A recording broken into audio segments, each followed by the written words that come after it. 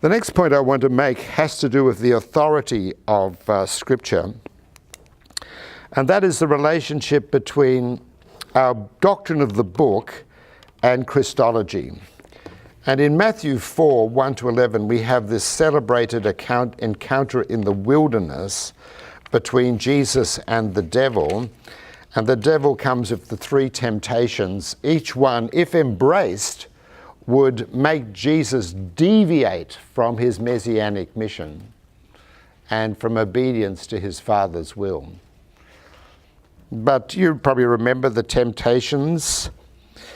You know, he's hungry, he's in the wilderness, he's there fasting 40 days and 40 nights, which is biblical idiom. A long period of time. Don't think you had your clock out and think, you know. Life is, all languages are full of idiomatic speech. And the idea of 40 years in the wilderness, of 40 days of rain with Noah, 40 is a longer rather than a shorter period of time. Does that make sense? English is full of idioms, which is so hard for people to learn as adults, just so hard. I remember having a breakfast with an African brother, and we both had an apple, and I started to eat my apple, and he said, we were in a tent, had dirt floor. And he said, "What is your apple like?" And I said, "It's not too bad." He threw his apple on the floor. Think, what did I say literally? It's a bad apple, but not as bad as it could be. It's not too bad. I actually was saying it was good. It's so hard to get on top of these idioms, but every language has idioms. And I think 40 years, 40 days, 40 nights, 40 years is one of those biblical idioms. So, command these stones, you're the Son of God, and turn them into bread. Look how Jesus countered that. He quotes from Deuteronomy 8 and verse 3, "A man shall not live by bread alone, but by every word that proceeds out of the mouth of God." And that's really what the design of life is for any human being. Adam didn't live it, Israel didn't live it, but this true Adam and this true Israel did live it. He lived by every word that proceeded out of the mouth of God. And it's no accident that Jesus is quoting from Deuteronomy, because what Moses is doing is reminding Israel of what they didn't do and what they must do when they go into the promised land, which is to live by every word that proceeds out of the mouth of God. Now, if that doesn't show an understanding of biblical authority and what it is to live under it, I don't know. But the devil comes quoting Scripture, which is one reason why just quoting Scripture is not enough at times. You've not only got to know the Scriptures, you've got to know context, you've got to know the literary unit, its book, its place in the canon, in the light of the flow of God's revelation from beginning to end, which is something that's a lifelong challenge, because people can misuse Scripture. And here the devil quotes from a Psalm 91, and says, well, look, throw yourself down from the pinnacle of the temple, and look what Scripture says. God will look after you. Jesus replies again, it is written. Notice, it is written. And he quotes again from Deuteronomy, and this time from chapter 6 and 16, you should never put the Lord your God to the test. Well, then there's this last temptation, which is basically worship me. No, says Jesus. Again, quoting from Deuteronomy chapter 8, and this Deuteronomy chapter 6 rather, in verse 13, and that is, you shall worship the Lord your God, and him only you shall serve. Now, what's really fascinating is not only that Jesus appeals to Scripture, it is written, it is written, it is written, but he's appealing to Scripture in a theologically astute way. Because when you look, he's drawn it all from Deuteronomy. They're all about Israel about to go into the promised land against the backdrop of Israel's disobedience and falling for temptation. So in other words, Jesus is not just proof texting. There's a deep theological understanding in the way he's using these scriptures in response to the devil's temptations. And so it's one thing to acknowledge biblical authority, it's another thing to know what to do with it. So that's one reason why a study of theology is so important, that we use the scriptures in such a responsible way. But my point is, if we call him Lord and say we live under his authority as our Lord, but have a totally different view to scripture than he has, then there's something that's a disconnect at this point, I think. And so I see our commitment to the Scriptures as flowing out of our discipleship, flowing out of our Christology, what it is to live under the Lordship of Christ at this point. I hope that's a clear point. I'll give you another example of how Jesus used authority. There is an essay on this, of course, which will be much more expansive in terms of texts you'll look at. But here's another one. Matthew 22. Jesus is in debate with the Sadducees. And of course, that was a kind of a high priestly group, thought themselves extremely educated and enlightened. They believed in the books of Moses, but not much else from the what we call the Old Testament. And they were quite rationalistic in many ways. They didn't believe in immortality of the soul, for example. Resurrection of the body, even more to the point. And so they come to Jesus with this puzzle in Matthew 22, verses 23 to 33. This woman, her husband dies. It seems she's a very sad case because she has husband after husband after husband, and they all die. So the conundrum is the resurrection.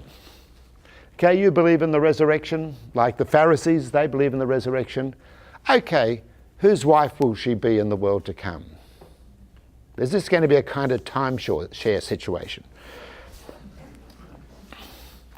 But notice Jesus' reply in verse 29. You are wrong.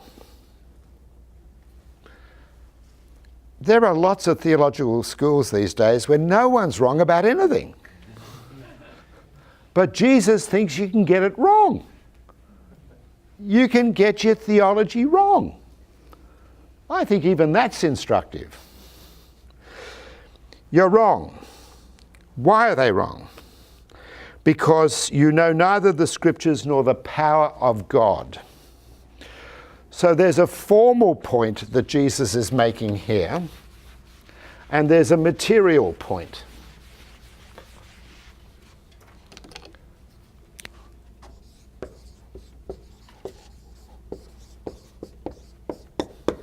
The formal point is you don't know the Scriptures. The material point is you don't know what they're saying about the power of God. The content that's relevant to the question, to the conundrum, to the issue.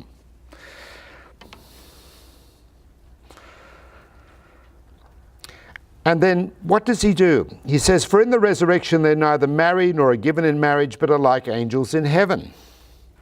You've made a fundamental category mistake in just thinking the life to come is just like this life.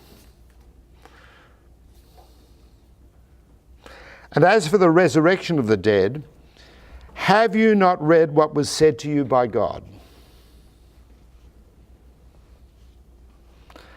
And then he quotes from Exodus 3, verse 6, which is part of the Old Testament that they acknowledged as an authority. So he doesn't quote from the writings or the prophets, he quotes from what they believed was the word of God. I am the God of Abraham and the God of Isaac and the God of Jacob. He's not the God of the dead but of the living. And what Jesus seems to be pointing out is, and you've got to tease this out, but this is how I understand it. He's not saying, well, I used to be the God of Abraham, Isaac and Jacob, but of course they died. No, I am. They're in some kind of living connection with him, with the living God, Abraham, Isaac and Jacob, these patriarchs. So the crowds were just astonished at this, because I don't think they were used to the Sadducees being bested in debate. But notice how Jesus uses their own scripture that they acknowledge against them. Technically, it's an ad hominem argument. That is where you take something that your opponent holds as true and then discomforts them with it. All the basic forms of argument are actually found in Jesus. A fortiori, ad hominem, etc., reductio ad absurdum. But that's another story. The other thing I want to draw attention to in this very instructive passage. It's so easy to miss this. It's not only here, it's in Paul, and it's in the writer to the Hebrews. Have you not read what God said to Moses? Doesn't say that, does it? Have you not read what God has said to you? It's like the writer to the Hebrews 3 and 4.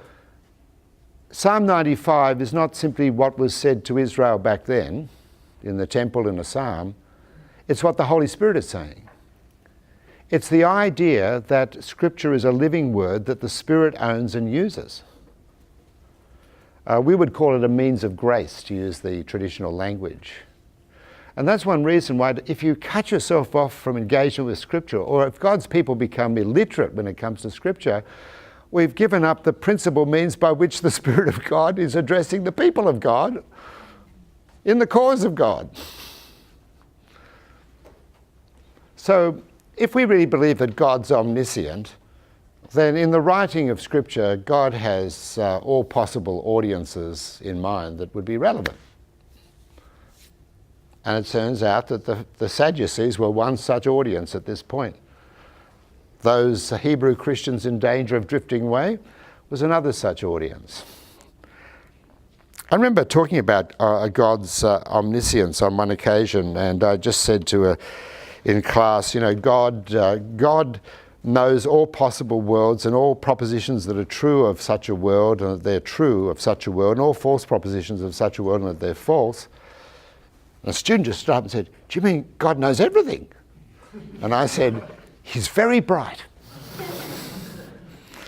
Sometimes we throw these big words around and we don't really think through what their implications are. But more about that when we get on to the attributes of God.